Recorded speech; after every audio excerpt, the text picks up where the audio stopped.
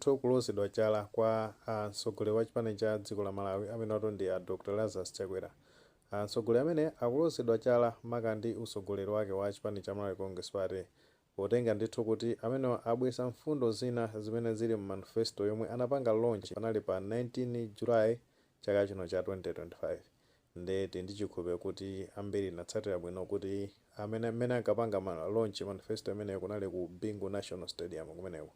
Nde poseta ndithu kupanga launch imeneyo kunali mfundo zingapo zimene zinali mmenemu mu manifesto imeneyo. Nde imodzi mwa mfundo zimene zili mmenemu ndiyokhuza ndi kuti tsogolo saving. Nde cholinga cha tsogolo saving imene ndichonena kuti azika ndrama yokwana 500,000 ku akaunti yomwe ndithu izikhala mwana wina aliyense amene wabadwa kwa nzika ya dziko limeneyo la Malawi.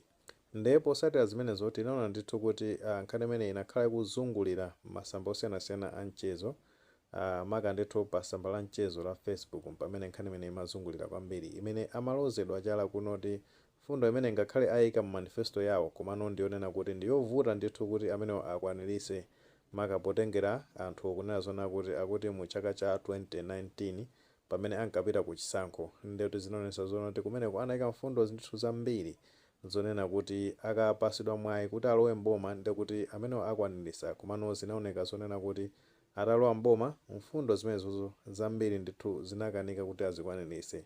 Ndipo posatira zimenezo anthu amakhala kukambirana nkhani imeneyi kunena zonena kuti ngakhale ayika manifesto yawo komano ndikovuta ndithu kuti amene ayikwanirise.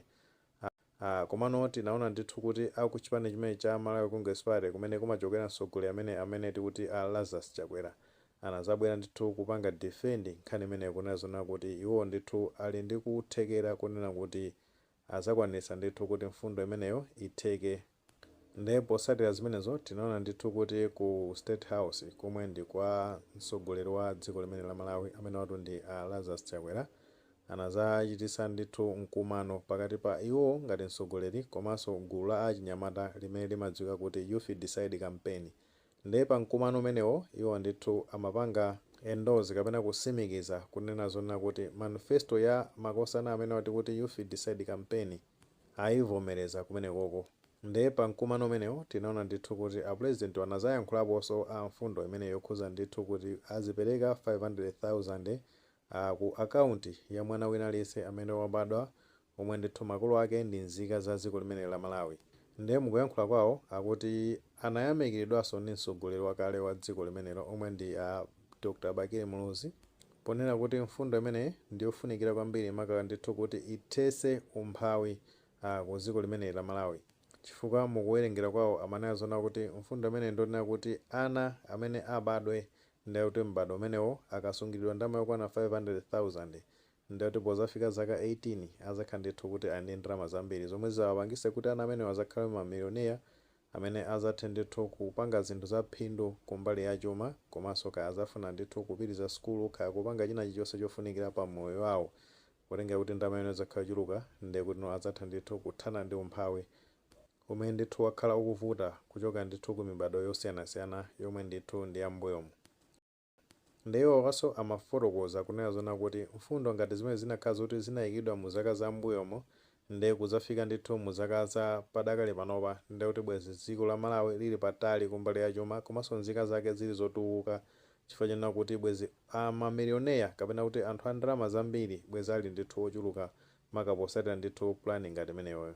Nde komabe anazasimikiza kunena zona kuti ngakhale ena ake akunyoza mfundo imene yonena kuti anazisungiridwa ndalama yokwana 500,000 komano iwo ali ndi chikhulupiriro kunena zoti mfundo imeneyi akayikhazikitsa ndekuti izathandiza ndithu kutukula miyoyo yambiri ya ana amene ndithu akhale akusungiridwa ndalama imeneyo komanso izapangisa zoti dziko la Malawi lizapeze ndithu lizakhale ndi chuma chokwanira maka potenga ndithu kuti amene azakhale ndi ndalama zochuluka kapena kuti mamilioneya ndekuti azakhale ndi ambiri.